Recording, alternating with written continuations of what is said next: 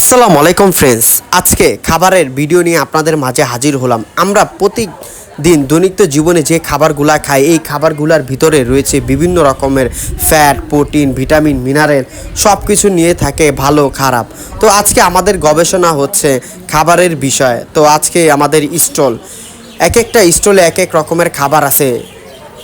কোনো স্টলে আছে ফ্যাট, কোনো স্টলে আছে ভিটামিন, প্রোটিন, মিনারেল, বিভিন্ন খাবার নিয়ে বসেছে। এবং এখানে আলুর চপ, বেগুনি, বার্গার, সিঙ্গারা, পুরি, লুডুস, তারপর আরও অন্য অন্য রকম খাবার আছে। এই সাইডটা দেখেন ডাব, লাল শাক, পুঁই শাক,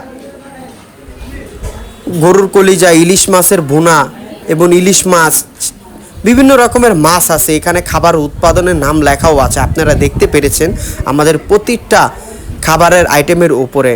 এই যে এখানে কলা, আনারস, মালটা, তরমুজ, ডাব, পেঁপে, এই খাবারগুলা কি কি কাজে লাগে এবং শরীরের জন্য কতটুকু প্রোটিন, ফ্যাট, আয়োডিন যোগান দেয়, এই খাবারগুলোর মাধ্যমে আমরা বিশ্লেষণ করেছি। এবং আমাদের কলেজ থেকে নিউট্রিশনের ফুড ফেয়ার একটা আয়োজন করা হয়েছে।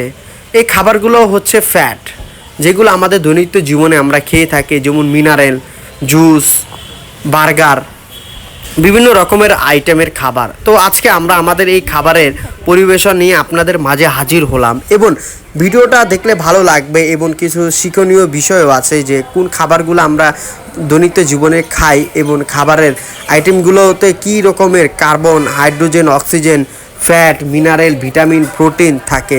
এইগুলো নিয়ে আমরা আলোচনা এবং ক্লাস শুরু করেছি আজকে।